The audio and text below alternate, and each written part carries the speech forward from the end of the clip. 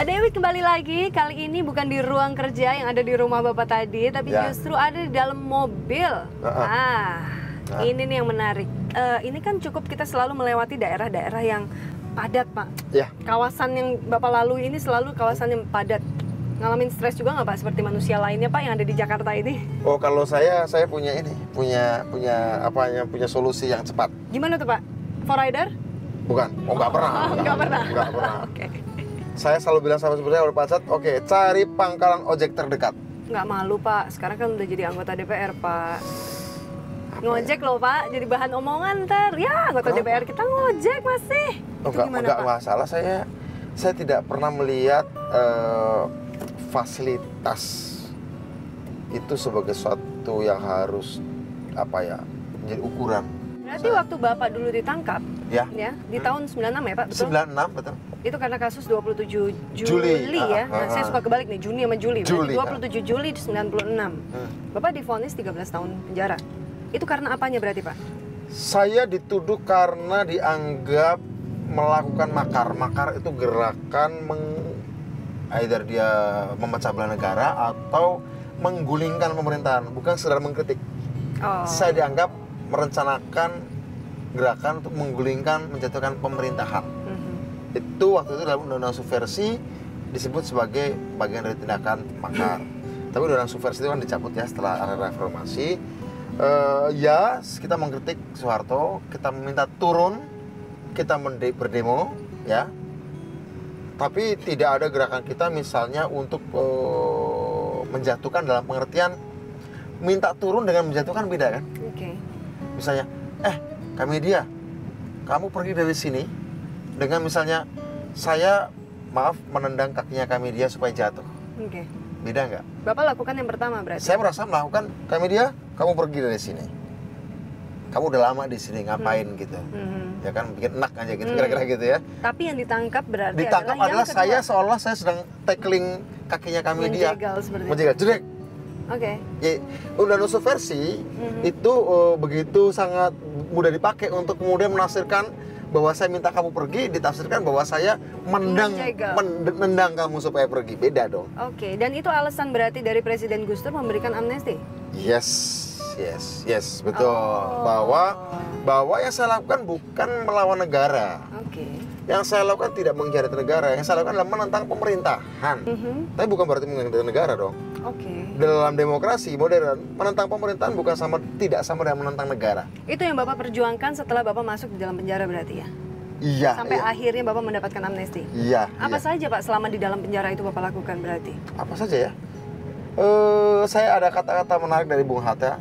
Biarkan saya di penjara asal bersama buku-buku. Ketika saya bersama buku dan saya dapat kiriman buku dari teman-teman yang besok, saya punya koleksi yang jadi banyak. Sebagian buku ada di rumah tadi. Itu koleksi dari hadiah orang yang besok begitu. Ya, saya vonis 13 tahun. Tapi akhirnya kan dapat amnesti cuma 3,5 tahun. Tapi karena di penjara kita dengan teman-teman koleksi buku ya baca nulis nggak kerasa ya. Kita nikmati, bukan nikmati dalam artian ya waktu terbang gitu aja. Karena kita isi dengan buku, diskusi segala macam. Ya. Pada saat Bapak keluar dari penjara? Ya. Apa harapan Bapak selanjutnya berarti? Waktu itu Pak? Waktu itu harapan selanjutnya. Karena kan 13 tahun tuh Bapak gini ya. Otomatis adalah pada saat divonis 13 tahun Bapak merasa hidup saya selesai. 13 tahun lagi saya sudah tidak bisa ngapa-ngapain. Bapak mungkin punya pemikiran begitu. Tapi ternyata hanya 3,5 tahun Bapak bisa keluar, Bapak mendapatkan satu harapan baru. Apa yang Bapak di situ berpikir? Gak mungkin dong Pak, Bapak ingin balas dendam, gak mungkin dong. Enggak, bukan itu. Bukan itu kan, tapi bagaimana Bapak bisa melanjutkan hidup? Apa saja, apa benar nih pemikiran yang baru saja saya utarakan justru? Yang saya pikirkan ketika penjara adalah satu, saya pengen tahu rasanya pacaran, belum pernah pacaran sebelumnya. Sekarang saya dapat pacar waktu itu ya. Itu satu, itu pribadi. Kedua, kalau itu Pak Presiden Gus Dur ya, kemudian Gus Dur kita anggap sebagai sosok demokratis, kita berharap beliau sampai akhir menjadi presiden dan kemudian banyak hal bisa beliau tata. Betul. Begitu. Nyatanya kan kemudian Gus Dur jatuh, itu membuat kami kecewa. Itu kecewa. Jadi harapan saya berharap banyak pada Gus Dur, kemudian Gus Dur jatuh. Akhirnya kemudian saya berpikir, waduh, ini situasi bagaimana ya? Akhirnya mikir, oke, saya berhenti dulu dari politik. Saya kemudian sekolah luar negeri. Saya ingin melihat Indonesia dari jauh dulu nih, secara objektif. Dari segi aspek keilmuan itu seperti bagaimana dari jauh, sehingga kemudian saya lebih objektif. Dari setelah itu saya kemudian berhasil mengendapkan pemikiran, oke, setelah selesai saya harus terjun masuk politik sistem. Dulu waktu keluar dari penjara saya nggak masuk sistem dulu, belum masuk sistem belum. Masih berpolitik, masih di jalan gitu ya. Tapi cukup menarik Pak, karena dulu juga ada yang lebih menyayangkan Bapak, kenapa nggak langsung terjun saja ke dunia politik secara langsung gitu Pak? Milih sekolah dulu. Oh begitu? Iya. Sekolah ternyata memberi saya suatu perspektif bahwa saya harus masuk sistem. Waktu saya keluar dari penjara, Presiden Gus Dur, saya masih belum percaya sistem ini baik. Masih belum percaya sistem ini baik. Ada orang baik jadi presiden, tapi sistemnya belum sepenuhnya baik. Udah bebas, tapi yang korup masih banyak, pelanggaran HAM masih banyak begitu ya. Sehingga ada orang baik di tengah sistem yang nggak baik. Dan ternyata analisa kami atau gambaran kami itu terbukti. Buktinya Gus Dur jatuh. Ya. Artinya, karena sistem itu belum siap menerima ada orang baik jadi presiden. Belum siap menerima orang yang visioner menjadi presiden. Bener kan? Tapi lama-lama ketika Gus Dur mencoba mendobraknya, beliau jatuh. Kemudian Bu Mega mencoba secara lebih kompromistis, lebih gradual, bisa menerima. Ada KPK ya, zaman Bu Mega. Kemudian Undang-Undang SJSN, Sistem Jaminan Sosial Nasional. Kemudian Undang-Undang Pemilihan Presiden langsung. Oke, berarti sudah tracknya udah bagus nih. Saya berharap dong, oke, karena dia on the right track, kita berharap dia periode kedua kan 2009 kan, karena udah bagus nih, jangan cari yang baru dulu deh, jangan cari yang baru dulu deh, terus aja dulu karena udah bagus meskipun masih pelan-pelan. Saya ketika saya masuk Indonesia, pulang dari Inggris kuliah, ketika pemilu saya mendukung Ibu Mega, saya masuk PDI Perjuangan. Kalau itu saya udah nggak di PRD lagi sejak 2001. Saya berpikir, oke, ini sistem udah bagus, tinggal ditata aja demokratis. Tapi kan kemudian kita gagal menang pemilu. It's okay. Tapi kemudian pada waktu itu PDI juga menunjukkan tradisi baru. Kami kalah, kami nggak mau masuk kabinet. Belum ada loh waktu itu. Setiap partai sebenarnya tradisinya nggak apa-apa. Tradisinya semua partai ingin masuk kabinet kan. Tapi baru pada saat itulah di PDI Perjuangan ada tradisi baru, tradisi di luar pemerintahan.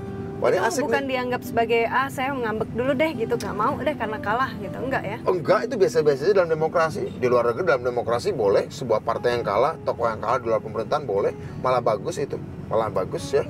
Tradisi itu malah bagus sekali. Dan 5 tahun, 10 tahun di luar pemerintahan, bagi saya itu adalah tidak setiap orang kuat. Nah, kita membawa tradisi itu. Ya pada akhirnya kemudian kita menang pemilu lagi kan? Ya begitulah kira-kira. Berarti Pak, sebelum ngomongin soal PDI, boleh dong kalau saya tanya arti dari PRD sendiri untuk Bapak apa? Saya? Ya. Saya ini waktu kecil, bukan kecil ya, SMP, saya adalah orang yang percaya bahwa untuk berjuang mengubah Indonesia orang harus berorganisasi. Saya nggak percaya Superman. Saya percaya super team. Saya nggak percaya Superman. Superman is dead.